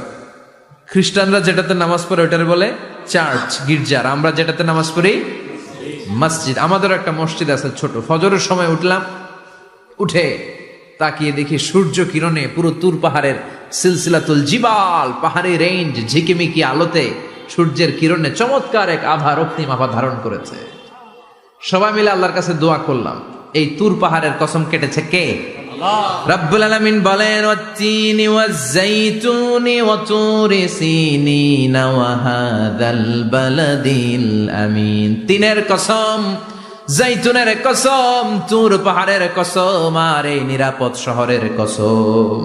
এই নিরাপদ শহর দ্বারা উদ্দেশ্য হচ্ছে মাক্কাতুল মুকাররমা। নিরাপদ শহর দ্বারা কোন শহর উদ্দেশ্য? মক্কা। যে মক্কার আগের নাম ছিল বাক্কা। মক্কার আগের নাম সবাই বলেন বাক্কা। মক্কার নামে আল্লাহ কোরআন একটা সূরা দিয়েছে, সূরার নাম সূরাতুল বালাদ। লা উকসিমু বিহাযাল বালাদ ওয়া আনতা হিল্লুম বিহাযাল বালাদ। সুবহানাল্লাহ পড়ে। আবার এই শহরের নাম দিলেন আল্লাহ উম্মুল কুরা, জনপদ সমূহের মা। এই শহরের মধ্যে যারা এই প্রবেশ করবে, নিরাপত্তা দিবে কে? আবার এই শহরের মাঝখানে আল্লাহ এমন একটা ঘর তৈরি করেছে, গোটা বিশ্বের সব মুসলমান ওই ঘরের দিকে মাথা নুইয়ে সিজদায় লুটিয়ে পড়ে। সুবহানাল্লাহ পড়েন। ইন্না আউওয়ালা বাইতি উদিআ লিন-নাস লাল্লাযী বিবাক্কাতা মুবারাক। এই কাবা ঘরকে কেন্দ্র করে প্রতিদিন 120টা রহমত নাজিল হয়। চিল্লায় বলেন তো কয়টা? 60 লিত তাইফিন, 60টা রহমত যারা তাওয়াফ করে তাদের জন্য। 40 লিল মুসাল্লিন, 40টা রহমত যারা নামাজ পড়ে তাদের জন্য। 60 আর 40-এ কত? বাকি আছে কয়টা? ওয়ালা 20 লিন-নাযিরিনা ইলাল কাবা। বাকি 20টা রহমত যারা তাওয়াফও করে না, নামাজও পড়ে না, শুধু কাবার দিকে তাকিয়ে থাকে। সুবহানাল্লাহ পড়েন। আবার কাবার 4টা কর্নার আছে। একটা কর্নারের ভেতরে একটা পাথর আছে, এটাকে বলে ব্ল্যাক স্টোন কর্নার, হাজরে আসওয়াদের পাথর। এই পাথরে যেই চুমো দেয়, পাথর ওই চুমোদানকারীর জীবনের সব গুনাহ টেনে শুষে সব নিয়ে যায়। কিয়ামতের দিন আল্লাহ হাজরে আসওয়াদের 2টা ঠোঁট দিবেন, 2টা চোখ দিবেন, আর দাঁড় করিয়ে দিবেন। আল্লাহর সামনে দাঁড়িয়ে দাঁড়িয়ে হাজরে আসওয়াদ সুপারিশ করবে, আল্লাহর কাছে বলবে, আল্লাহ এই লোকটা আমারে চুমু দিয়েছে, তার জন্য জাহান্নামের আগুন হারাম করে দাও। এই হাজরে আসওয়াদ পাথরের জন্য আমরা চুমু দিতে পারি, আল্লাহ তৌফিক দাও।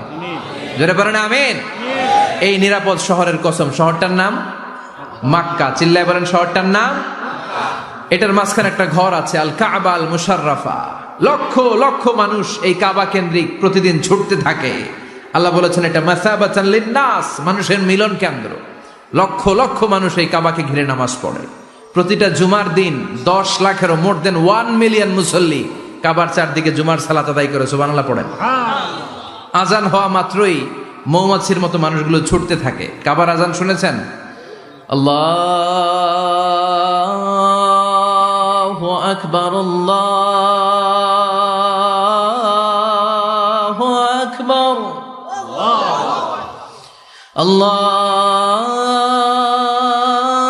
আল্লাহু আকবার, আল্লাহু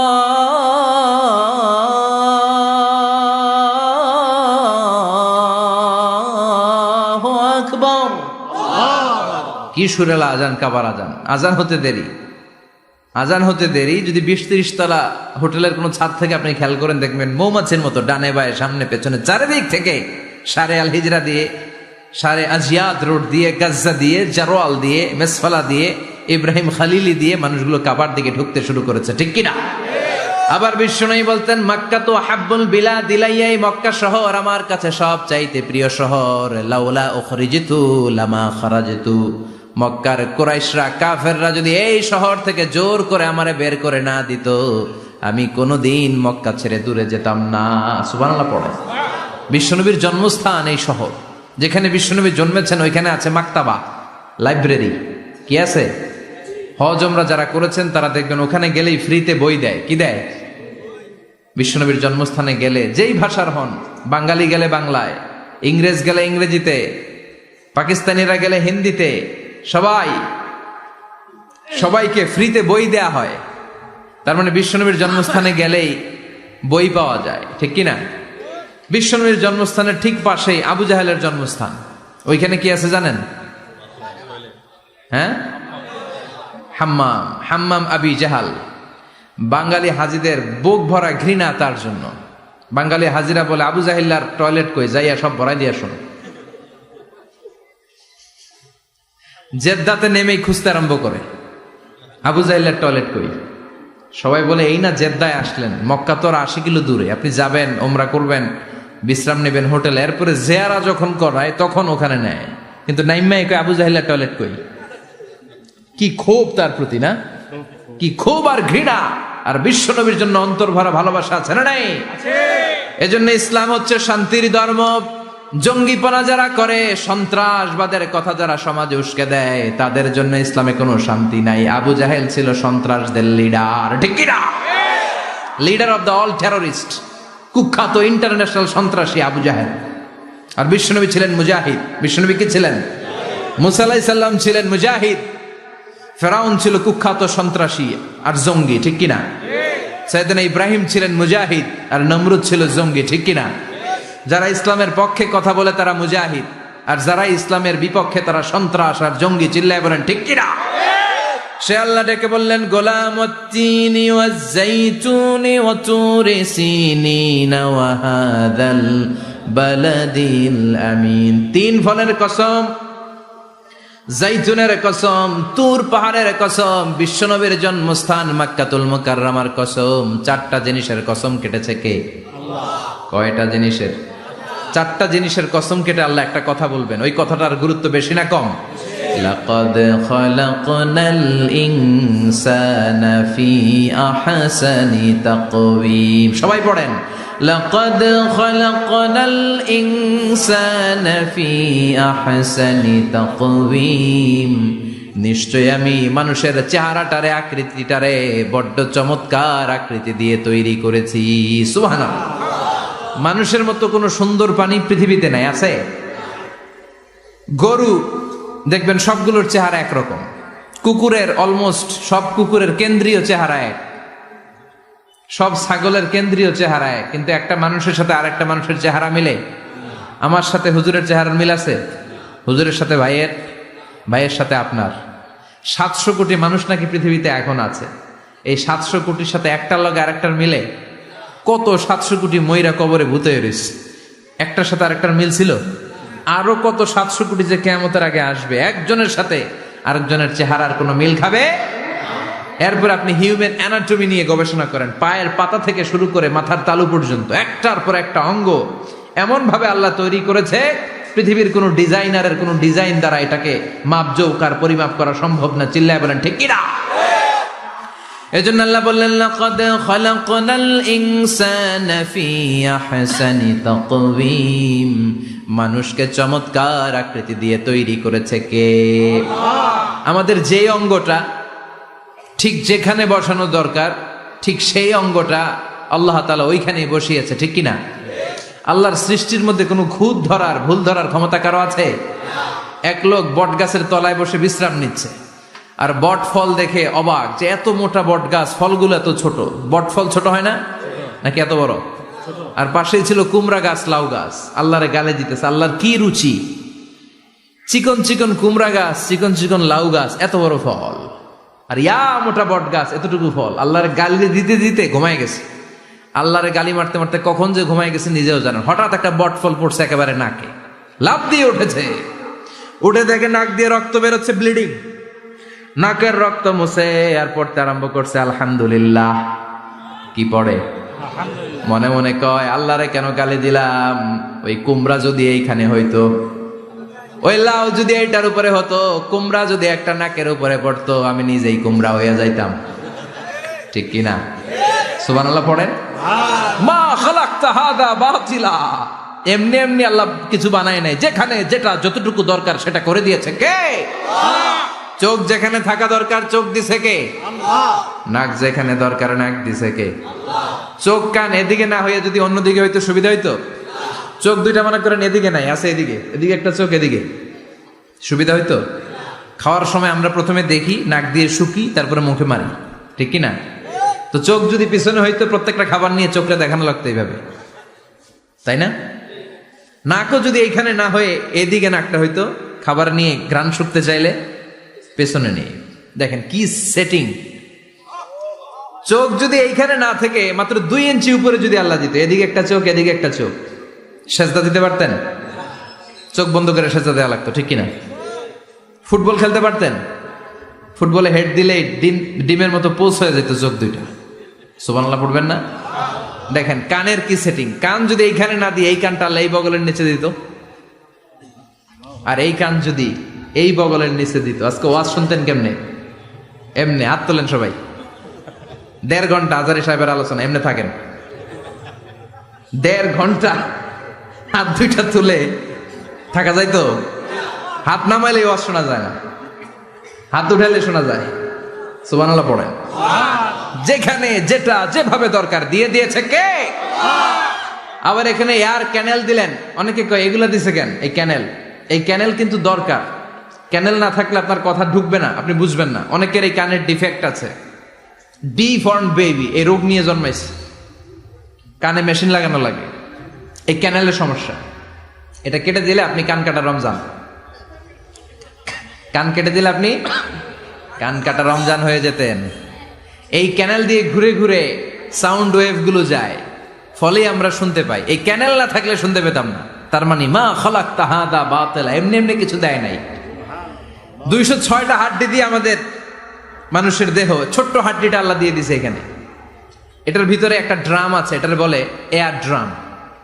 সাউন্ড ওয়েভ, শব্দ তরঙ্গ এয়ার ড্রামে নক করে, এরপরে outer air, middle air, inner air হয়ে ইলেকট্রিক্যাল সিগন্যালের মাধ্যমে যাই দেখে যায়, ব্রেনের সাথে কানেক্ট হতে হলে ইলেকট্রিক্যাল সিগন্যাল দিয়ে কানেক্ট হতে হয়। এই সাউন্ড ওয়েভ, শব্দ তরঙ্গগুলো ইলেকট্রিক্যাল সিগন্যাল দিয়ে ট্রান্সমিট হয়ে ব্রেনের হেয়ারিং নার্ভ, শুনবার যে স্নায়ু, ওইখানে নক করে। নক করা মাত্রই শব্দ তরঙ্গ আপনার শুনবার অনুভূতি জাগায়। এই সূক্ষ্মাতি সূক্ষ্ম কাজ কত ছোট্ট আর অল্প সময়ে করে দিচ্ছে কে? চোখ দিয়ে তাকানো মাত্রই দেখি কত রঙের রং দেখি। Human eyes can identify, can recognise more than 10 million colours. আমার কথা না, চক্ষু বিশেষজ্ঞদের কথা। মানুষের চক্ষু 10 মিলিয়নেরও বেশি রং, 1 মিলিয়নে 10 লাখ, 10 মিলিয়নে 1 কোটি, 1 কোটিরও বেশি ধরনের রং এই চোখ শনাক্ত করতে পারে। সাইজ মাত্র 2 মিলিমিটার। ছোট্ট এই চোখ দিয়ে এত কিছু দেখার সুযোগ দিয়েছে কে? এই দুটি চোখ দিয়েছি বলে দেখো যে কত অপরূপ নয়নাভিরাম, খেতে খামারের জোড়ায় জ্বালা বিধুর ধূ, তোমার দেয়া চোখের শুকুর জানাবো তার ভাষা কই, যতই দেখি ততই যেন পলক ছাড়া চেরই। সুবহানাল্লাহ পড়ে। যতই দেখি ততই যেন পলক ছাড়া চেরই। এভাবে আমাদের দেহের প্রতিটি অঙ্গ সেট আপ করেছে কে? আল্লাহ। আল্লাহু আকবার। এজন্য রব্বুল আলামিন বলেন, লাকাদ খালাকনাল ইনসানা ফি আহসানি তাকওয়িম, আমি মানুষকে সবচাইতে সুন্দর আকৃতিতে তৈরি করেছি। সুবহানাল্লাহ। আমরাই শুধু মাথা উঁচু করে দাঁড়াতে পারি, গরু এরকম মাথা উঁচু করে দাঁড়াতে পারে? গরুর মাথা নিচে, ছাগলের মাথা নিচে, সবার মাথা নিচে। মানুষই দুই পায়ে ভর করে শির দ্বারা মানে স্পাইনাল কর্ডের উপর টান টান হয়ে মাথাটা উঁচু করে এইভাবে দাঁড়ায়। পৃথিবীতে একটাই সৃষ্টি, এজন্য আল্লাহ সৃষ্টির নাম দিয়েছে আশরাফুল, যে মাখলুকাতের কাছে নূরের ফেরেশতাও সেজদা দিতে বাধ্য হয়েছে, ঠিক কিনা? তুমি মাটির আদমকে প্রথম সৃষ্টি করিয়া ঘোষণা করিয়া দিলে শ্রেষ্ঠ বলিয়া, তাই তো নূরের ফেরেশতা করে আদমকে সেজদা, ঠিক কিনা? তাই তো নূরের ফেরেশতা করে আদমকে সেজদা, সবার চেয়ে সম্মান দিলে মাটির আদমকে। আল্লাহু আল্লাহু তুমি জাল্লে জালালুহু, শেষ করা তো যায় না গে তোমার গুণগান। আল্লাহু আল্লাহু। সুবহানাল্লাহ পড়েন। আশরাফুল মাখলুকাত বানালেন। এত বৈচিত্র্য মানুষকে আল্লাহ দিয়েছেন, বিবেক দিয়েছেন, আবেগ দিয়েছেন, বাক শক্তি, কথা বলার ক্ষমতা। কোন প্রাণীর আছে? সুবহানাল্লাহ কইবেন না? বিবেক দিয়েছেন, আবেগ দিয়েছেন, বাক শক্তি দিয়েছেন, উপলব্ধি করবার মতো ক্ষমতা দিয়েছেন। আশরাফুল মাখলুকাত বানিয়েছেন এই মানুষকে। এই মানুষের মধ্যে আল্লাহ অনেক ক্যাপাসিটি দিয়েছেন। আবার আল্লাহ বললেন, ওয়ামিন আয়াতিহি খালকুস সামাওয়াতি ওয়াল আরদি ওয়াখতিলাফু আলসিনাতিকুম ওয়া আলওয়ানিকুম ইন্না ফি যালিকা লাআয়াতিন লিল আলিমিন। আমার সৃষ্টির মধ্যে অসাধারণ সৃষ্টি, আকাশ এবং জমিন সৃষ্টি, গায়ের রঙের ভিন্নতা, ভাষার ভিন্নতা। সুবহানাল্লাহ। আমরা কোন ভাষায় কথা বলি?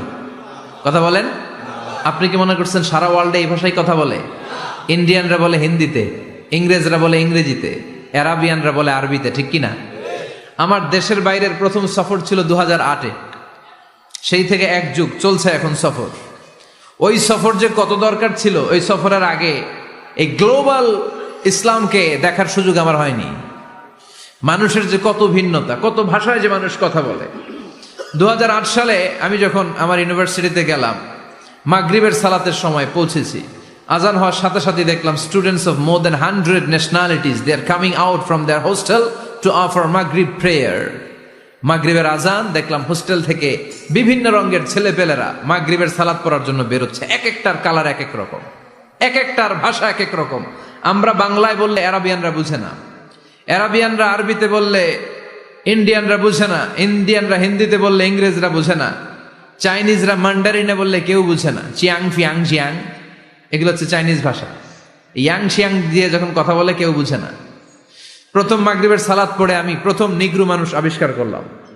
এর আগে কোনোদিন কালো মানুষ দেখি নাই। সালাম ফিরে ডানে দেখে এক নিগ্রু, বায়ে দেখে আরেক নিগ্রু। আমি মনে করছি কেরামান কাতিবিন। এই নিগ্রু দেখে আমি দিছি দৌড়। সবাই কই দৌড়ান কেন? আমি বললাম এরা কারা? আমারে বলা হলো এরা আপনার বন্ধু। এরা কি? এই কালো লোক নাকি আমার বন্ধু। বললো 5 বছর এই নিগ্রুদের সাথে আপনার থাকতে হবে। 100টারও বেশি দেশের ছাত্র আমরা একসাথে থেকেছি। কারো ভাষা কেউ বোঝে না, কারো গায়ের রঙের সাথে কারো গায়ের রঙের মিল নাই। চিল্লায় বলেন সুবহানাল্লাহ। এজন্য রব্বুল আলামিন বললেন, লাকাদ খালাকনাল ইনসানা ফি আহসানি তাকওয়িম, আমি মানুষকে চমৎকার আকৃতিতে তৈরি করেছি। সুম্মা রাদাদনাহু আসফালা সাফিলিন, তারপর মানুষকে আমি আবার নিম্নমুখী করেছি। মানুষের সৌন্দর্যটা সব সময় থাকে না। এই যে যুবক অবস্থায় আমাদের কি সুন্দর চামড়া, কি সুন্দর দেহ, বয়স যখন 70-80 হবে এরকম থাকবে? কথা বলেন না। এই কালো দাড়িগুলো সাদা হয়ে যাবে, বয়সের ভারে মিজানুর রহমান আজহারি নুজ্জ হয়ে যাবে, লাঠি লাগবে তখন। তখন স্টেজে উঠবে, হায়াতে বাসায় থাকলে লাঠি নিয়ে উঠতে হবে। কথা কন। আমার নানা ভাইরে দেখতাম গাড়িতে একটা লাঠি রাখতো, মরহুম পীর সাহেব গোলাম সাদেক সাঈদী, গাড়িতে সব সময় লাঠি। এই লাঠি নিয়ে গাড়ি থেকে বেরোতো, লাঠি দিয়ে সিঁড়ি বেয়ে উঠতো, মাঝে মাঝে আমরা ধরেও উঠাতাম। তো উনি কি এরকম ছিল না? একদিন ইয়াং তাগড়া যুবক, রং ধরা যৌবন, জং ধরে শেষ থাকে না, আসফালা সাফিলিন। এর দুইটা তাফসীর, একটা হচ্ছে ইলা আরযালিল উমর, সব সময় মানুষ যুবক থাকে না, একটা সময় তারে বৃদ্ধ বানিয়ে দেয় কে? আবার আল্লাহ বুঝালেন মানুষ ভালো হলে অনেক ভালো হয়, খারাপ হলে অনেক খারাপ। মানুষ ভালো হলে ফেরেশতার চেয়ে ভালো, মানুষ খারাপ হলে পশুর চেয়েও খারাপ। কথা বলেন ঠিক কিনা? এক পশু আরেক পশুরে মারে না, এক পশু আরেক পশুরে হত্যা করে না, কিন্তু মানুষ মানুষের মারে কি মারে না? A lion never kills a lion, a dog never kills a dog, an elephant never kills an elephant. একটা হাতি একটা হাতিরে মারে না, কুকুর কুকুরে মারে না, কিন্তু মানুষ মানুষকে মারে কিনা? এজন্য আল্লাহ বললেন লাকাদ খালাকনাল ইনসানা ফি আহসানি তাকওয়িম সুম্মা রাদাদনাহু আসফালা সাফিলিন ইল্লাল্লাযীনা আমানু ওয়া আমিলুস সালিহাতি ফালাহুম আজরুন গায়রু মামনুন। দুই শ্রেণীর মানুষের এই বিপদ নাই, যারা ঈমান এনেছে, সৎ কর্ম করেছে। কার কথা? তবে ঈমানটা হতে হবে নির্ভেজাল। ওই ঈমানে শিরকের কোনো ছিটেফোঁটা থাকতে পারবে? তাহলে ওই ঈমান আপনারে মুক্তি দিবে। চিল্লায় বলেন ঠিক কিনা? ওয়া আমিলুস সালিহাত, নেক কাজ করে, সৎ কাজ করে, ফালাহুম আজরুন গায়রু মামনুন, তাদের জন্য এমন প্রতিদান আছে যেটা শেষ হবে না। আমাদের জন্য সবচেয়ে বড় প্রতিদান হচ্ছে জান্নাত। মুমিনের জন্য সবচেয়ে বড় পাওয়া হচ্ছে জান্নাত। চিৎকার করে বলতে হবে সবচেয়ে বড় প্রতিদান কি? মালিক তুমি জান্নাতে, তোমার পাশে আমায় একটি ঘর বানিয়ে দিও, একটি ঘর বানিয়ে দিও সে বিভীষিকাময় মহাদিনে, তোমার প্রতিবেশী করে নিও। মালিক তুমি জান্নাতে, তোমার পাশে আমায় একটি ঘর বানিয়ে দিও। পড়েন আমিন। চিল্লায় পড়েন আমিন।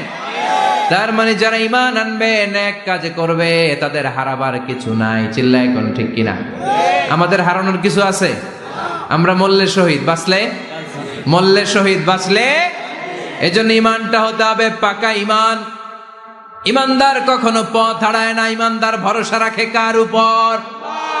আপনি যদি ঈমানের পক্ষে থাকেন, কোরআনের পক্ষে থাকেন, ইসলামের পক্ষে থাকেন, আপনার উপর আযাব আসবে, গজব আসবে, বিপদ আসবে, নবীদের উপর যেমনি এসেছে। ঠিক কিনা? ঝুঁকি যদি আসে, ভয় যদি আসে, আপনার উপর আযাব যদি আসে, শাস্তি যদি আসে, অত্যাচার আসে, মুমিন কখনো ভয় পায়? কথা বলেন। মুমিন কখনো পথ হারায় না, মুমিন কখনো আশা ছাড়ে না। চিল্লায় বলেন ঠিক কিনা? কারণ মুমিন খুব ভালো করে জানে রাত্রি যত গভীর হয়, সুবহে সাদিকের সময় কাছে আসতে থাকে। কথা বলেন। গর্ভবতী মায়ের পেটের ব্যথা যত বাড়তে থাকে, নতুন মেহমান আসার সময় কাছে আসতে থাকে। তেমনি ইসলামের পক্ষে যারা কথা বলে, ইসলামের পক্ষে যারা লড়াই করে, হকের ব্যাপারে যারা বাতিলের বিরুদ্ধে আপোষহীন, তাদের উপর যত অত্যাচার আসবে, ইসলামের বিজয়ের সময় কাছে ঘনাতে থাকবে। চিল্লায় বলেন ঠিক কিনা? সে আল্লাহ বললেন ইল্লাল্লাযীনা আমানু ওয়া আমিলুস সালিহাতি ফালাহুম আজরুন গায়রু মামনুন ফামা ইউকাযযিবুকা বা'দু বিদ্দীন আলাইসাল্লাহু বিআহকামিল হাকিমিন। ও নবী, এরপরেও কোন জিনিস তাদেরকে ইসলাম থেকে দূরে রাখে? তাদেরকে জিজ্ঞেস করেন আমি কি শ্রেষ্ঠতম বিচারক নই? সব বিচারকের শ্রেষ্ঠ বিচারক কে? কার বিচারে কোনোদিন জুলুম হয় না? চিল্লায় বলেন। আল্লাহর বিচারে কেউ কোনোদিন ঠকবে? তিনি সবচেয়ে শ্রেষ্ঠতম বিচারক। বিষ্ণু বললেন সূরাতুত তিন তেলাওয়াত করতে করতে কেউ যখন এই অষ্টম আয়াতে চলে আসে সেজন্য বলে বালা ওয়া আনা আলা যালিকা মিনাশ শাহিদিন, আল্লাহ আমি সাক্ষ্য দিচ্ছি আপনি শ্রেষ্ঠ বিচারক। আপনার চাইতে শ্রেষ্ঠ বিচারক হতে পারে না।